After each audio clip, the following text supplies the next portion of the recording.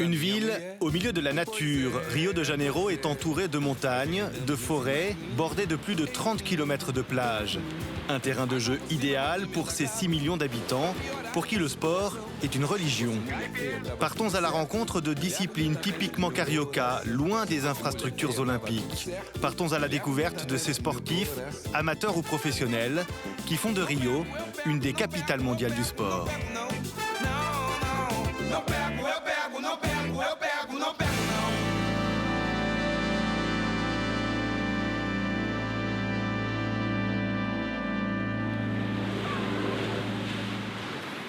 Commençons notre voyage sportif sur la plage mythique de Copacabana, le cœur sportif de la ville. Comme sur bien des plages au monde, on y joue au jeu de raquettes. Mais c'est ici que ce jeu a été inventé, et au Brésil, c'est un sport à part entière, le frescobol. Antonio, athlète et entraîneur, est tous les jours sur le sable de Copacabana, a enseigné son sport aux carioca et aux touristes. Le frescobol et Rio de Janeiro, c'est la combinaison parfaite. Les meilleurs joueurs du Brésil se trouvent ici à Copacabana et on vient de partout du Brésil pour voir ce qu'il se passe ici. Ele vem em Copacabana pegar pouco de conhecimento do que acontece aqui.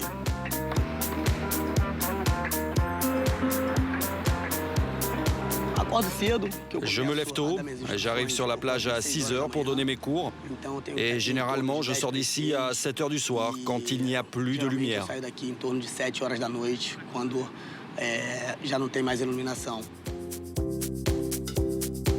Le frescobol, ce sont deux joueurs l'un en face de l'autre, sans filet, une raquette en bois, une balle de caoutchouc et des échanges les plus spectaculaires possibles. Bon alors, les règles.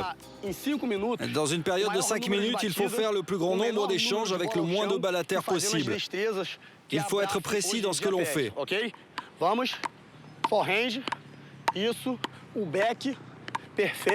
C'est la spécificité du frescobol. Les joueurs ne jouent pas l'un contre l'autre, mais ensemble. Ils sont partenaires. On peut ne pas être les meilleurs individuellement, mais l'union des deux joueurs fait que l'on peut être fort. Une philosophie de jeu ludique pour un sport physique. C'est un sport d'endurance et si tu veux le faire correctement, il faut avoir beaucoup de force physique. Parce que les échanges sont très rapides, surtout quand on joue avec son entraîneur. Il n'y a pas de pause pour récupérer et comme vous pouvez le voir, c'est un vrai sport qui demande beaucoup. C'est pour ça que je transpire et ça n'a rien à voir avec la chaleur.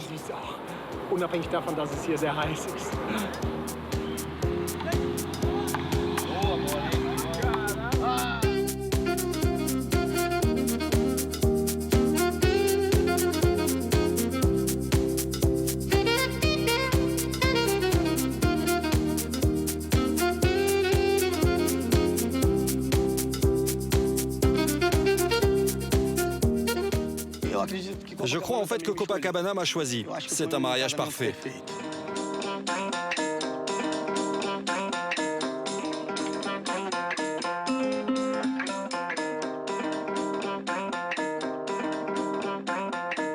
On quitte Antonio et Copacabana pour se rendre 10 km plus au sud, à San Conrado, un des quartiers aisés de Rio.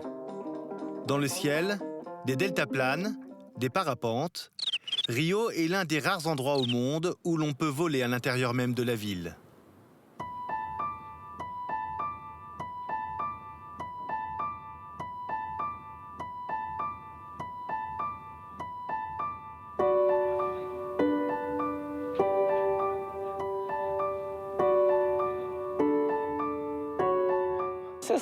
La sensation qu'on a, c'est comme quand on rêve qu'on vole comme un oiseau. C'est difficile d'expliquer. Il faut essayer pour comprendre, c'est addictif. Quand on l'a fait une fois, on veut voler de nouveau. Cela fait 22 ans que Renato s'élance d'ici 4 fois par jour, 11 000 vols à son actif. Il est instructeur et fait découvrir aux touristes, mais aussi aux carioca, Rio vu d'en haut. Les conditions météorologiques sont excellentes presque toute l'année. Ici, on a le vent contre, il vient de la mer. Si ces bandelettes étaient de l'autre côté, dans la direction de la mer, on ne pourrait pas décoller. On perdrait trop d'altitude au décollage. Avec le vent contre, on sort avec plus d'appui. Vinicius, un Brésilien en voyage à Rio, fait son baptême de deltaplane. Il faut donc quelques répétitions pour réussir le décollage. Renato doit aussi le rassurer quant aux conditions de sécurité. Chacune de ces bandes résiste jusqu'à 2000 kg, alors ne t'inquiète pas parce qu'on est léger. La peur est vraiment présente, mais l'excitation aussi, alors c'est équilibré. Je vole avec des personnes qui le font pour la première fois et les réactions au décollage sont vraiment incroyables. Il y en a qui crient, un ami m'a même mordu une fois. Les réactions sont différentes.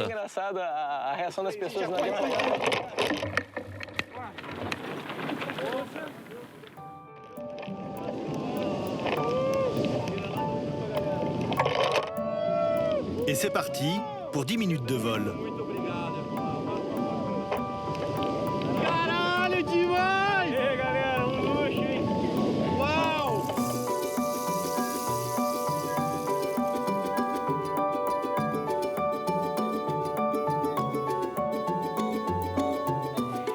À partir du moment où on commence à voler, tout est calme. On se sent en paix, c'est vraiment agréable comme sensation. 10 minutes à voler au-dessus de la mer, de la forêt de Tijuca, des immeubles de San Conrad. On y voit jusqu'au Corcovado. Vu d'en haut, c'est toute la nature de Rio qui s'offre à nous.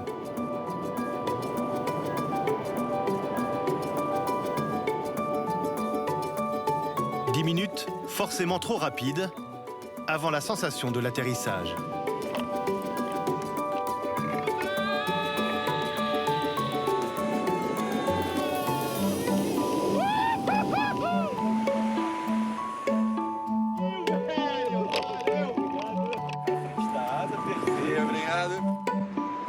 C'est la meilleure sensation que j'ai eue dans ma vie. Je le recommande à tous. Mission accomplie pour Renato, toujours heureux de partager sa passion. Les gens me disent « Mec, tu as le meilleur travail du monde ». C'est vraiment bien de réaliser que j'ai de la chance de pouvoir travailler dans ce que j'aime, dans un lieu aussi beau qu'ici.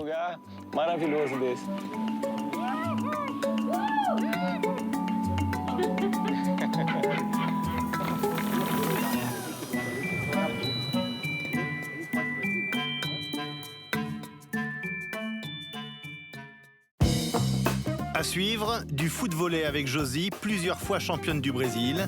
Nous ferons un tour dans la favela de Cantagalo à la rencontre de Rincon, joueur de football. Puis nous grimperons les parois du pain de sucre avec Thiago, amoureux de la nature de Rio.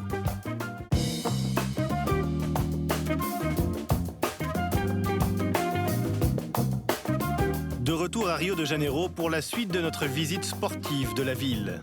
Josie, le ballon sur son vélo électrique, nous emmène jouer au foot-volley à Lemay, le début de Copacabana.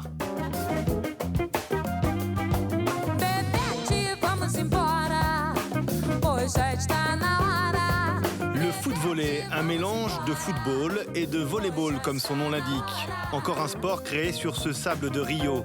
Dans les années 40, les joueurs de foot n'avaient pas le droit de jouer pendant la trêve pour ne pas se blesser. Ils se sont donc fait des passes au-dessus des buts. Le foot-volley était né. On y joue à 2 contre 2. Ce sont les mêmes règles que le volleyball, mais interdiction de toucher la balle avec les mains. Une discipline spectaculaire que Josie a découvert ici même il y a 7 ans. Je ne voulais pas faire ça juste pour me divertir en fin de semaine avec mes amis. Moi, je voulais plus. Alors, j'ai commencé à m'entraîner pour la compétition. Et au bout d'un an, on a participé à notre première compète pour acquérir un peu d'expérience. On a eu de la chance parce qu'on a très bien joué et on a gagné dès notre première sortie.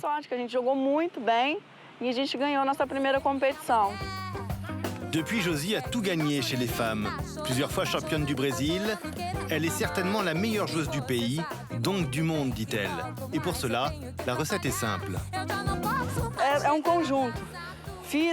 C'est un ensemble, il y a le physique, la technique et puis s'entraîner toujours et encore. Josie, c'est un phénomène. En plus de la force physique, elle a ce que les autres filles n'ont pas, le contrôle de la poitrine. Cela aide pour préparer une attaque parce que la balle reste arrêtée.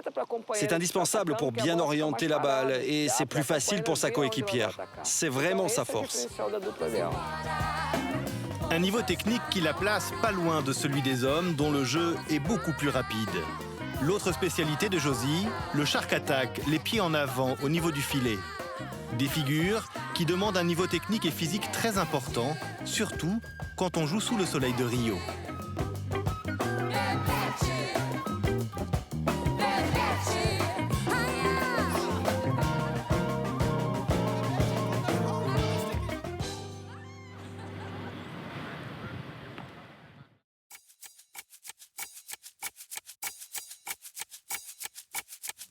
Prenons un peu de hauteur pour se rendre sur les collines de Rio, à Cantagalo, l'une des 1000 favelas de la ville. Des rues étroites, des maisons en briques par milliers qui surplombent les quartiers aisés. La vie y est dure, parfois violente. Et c'est ici qu'est né Rincon. Ces rues, c'est son terrain de jeu. Comme la plupart des gamins des favelas, petit, il ne rêvait que de football et jouait dès qu'il le pouvait. Je suis né ici. J'ai beaucoup joué sur ce terrain de football là. Ça me manque. Et quand on avait terminé, on allait dans la piscine là-bas, derrière. Maintenant, c'est une autre génération. Le football, la passion de Rincon. Un sport qui l'a amené jusqu'en Italie quand il était encore un espoir. Là-bas, il a joué un tournoi convié par l'Inter de Milan de Ronaldo. Une adolescence faite de rêves de gloire et de trophées, des souvenirs qu'il garde précieusement chez lui. Maintenant, on a fait ce petit bar ici. Je garde mes trophées, mes photos. Là, c'est Ronaldo, en Italie.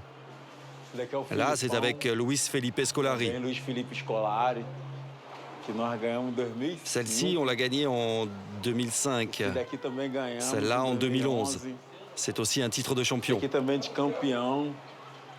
Champion, champion et champion. Celle-là, ça a été la plus difficile à gagner. On perdait 3-1 et on a gagné 4-3.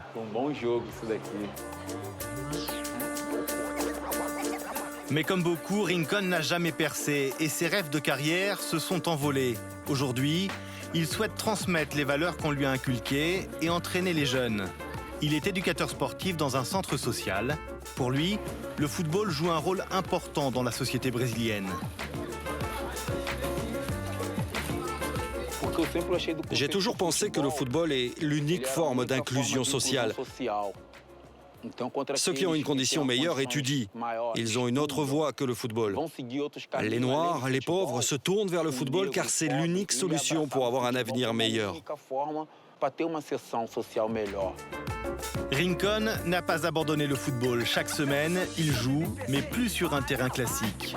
La reprise du championnat est pour dans quelques jours, là-bas au loin, sur Copacabana.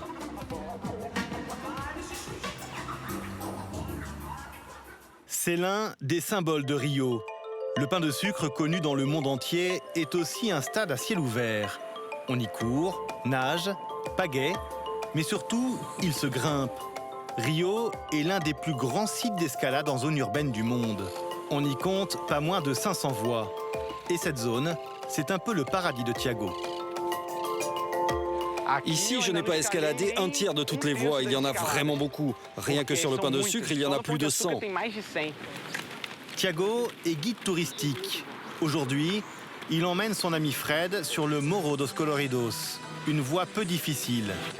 Le rituel est toujours le même, bien s'équiper pour ne pas prendre de risques et partir tôt le matin, quand la pierre n'est pas encore chaude.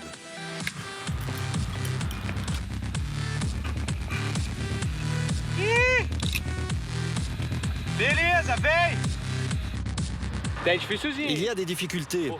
Il y a des parties plus lisses où il n'y a pas beaucoup de prises. Il faut attraper des prises difficiles.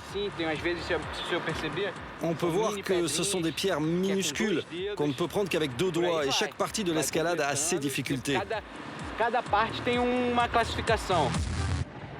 100 mètres d'escalade au milieu d'un paysage spectaculaire. Une première pour Fred qui ne connaissait jusqu'alors que l'escalade en salle. Au début, on a un peu peur, mais quand on aime l'adrénaline, on fait avec. On commence et ça s'en va. On fait confiance à son ami, à l'équipement et on avance. Confiar no amigo, no equipamento e ir embora. Pour cette partie, il faut que tu passes par la gauche. Tu vois, il y a un passage là. Tá vendo que tem umas paradinhas assim? Tipo fenda?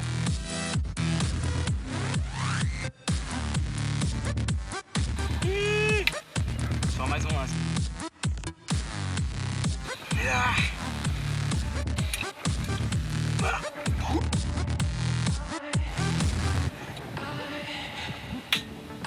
Porra! Aí.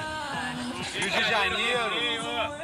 Pô, maravilhoso, né? C'est magnifique, je n'ai pas de mots. Escalar num lugar desse, Dans un endroit comme ça, pão de açúcar le pain de ali, sucre et cette belle plage pour aller se baigner après. essa praia linda depois pra dar mergulho, né? Car c'est un rituel ici, chaque escalade se termine forcément sur la Praia Vermelha pour un bain rafraîchissant et bien mérité.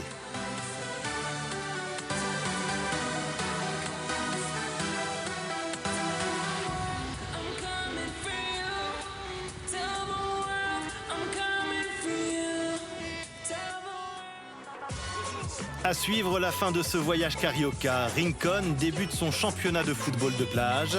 Nous rencontrerons aussi Mateus, un jeune de 17 ans qui, depuis sa favela, est devenu 3e mondial junior de bodyboard.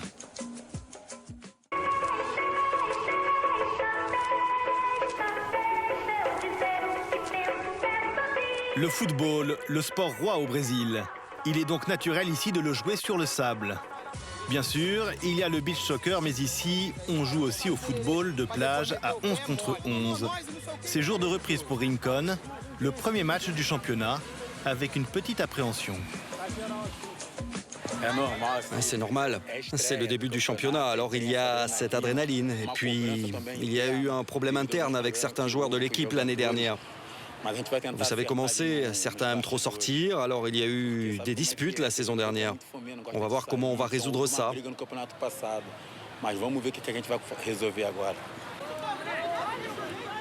Il y a des supporters, ça va être un beau match, c'est un classico aujourd'hui.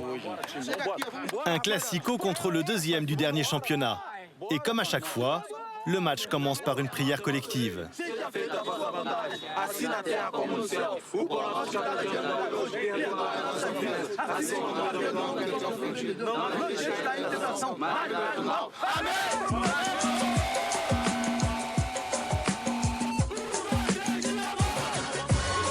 Et c'est parti pour 2 mi-temps de 45 minutes. Ce sont exactement les mêmes règles qu'une partie sur gazon. La différence est technique. Jouer sur le sable et pieds nus nécessite une adaptation.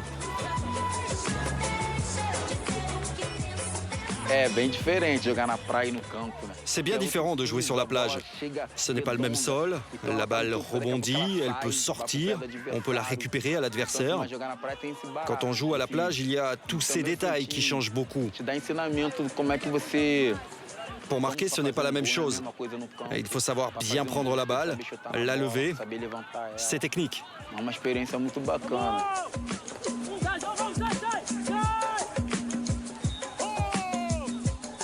L'entraîneur peut se prendre la tête dans les mains. Au milieu du terrain, Rincon est à terre dès la première mi-temps. En sautant, il s'est blessé. Une douleur musculaire s'est réveillée. Cette blessure, c'est déjà la 2e fois. Il y a 2 ans déjà, je me suis fait la même. Au moment de sauter, j'ai trop forcé.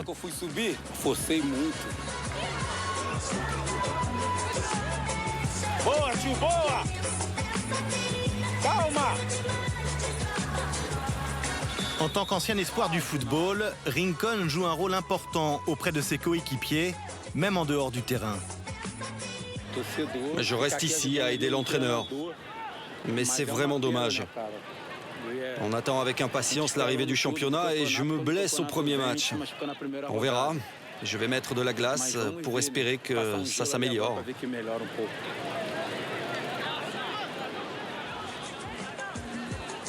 Déçu par sa blessure, Rincon le sera également par le score du match. Ses coéquipiers s'inclinent 1-0 pour cette première partie de la saison qui se termine sous la lumière des projecteurs. Car le sport ne s'arrête jamais sur Copacabana, sur le sable, sur le trottoir ou la piste cyclable qui longe les 4 km de plage. Ici, on court, on fait de la gym sur les installations publiques ou du vélo jusqu'à très tard dans la nuit.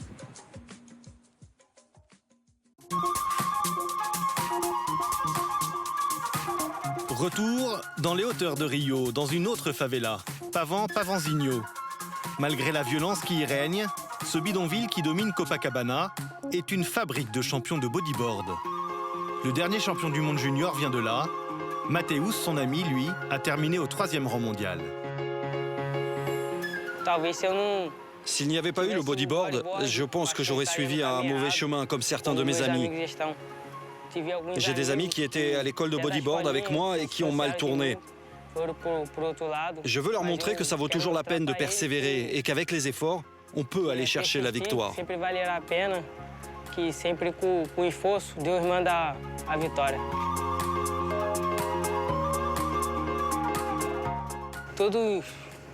Tous ceux qui connaissent Copacabana savent qu'il y a une école de bodyboard et que de là sortent des champions du monde.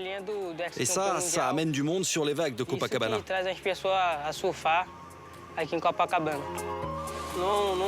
Aujourd'hui, il n'y a pas de grosses vagues, mais c'est bien pour s'entraîner. Quelquefois, il y a des compétitions sans vagues, alors il faut aussi s'entraîner dans ces conditions.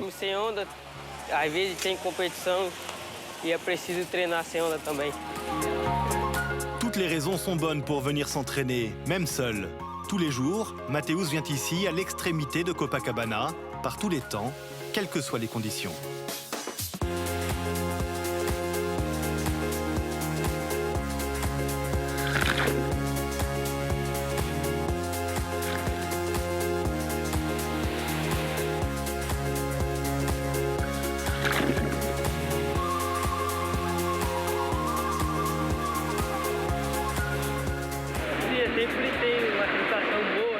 Il y a toujours cette bonne énergie avec la mer. Et en plus, quand les vagues sont petites, il faut être plus technique encore. Donc, c'est toujours bon de s'entraîner dans ces conditions.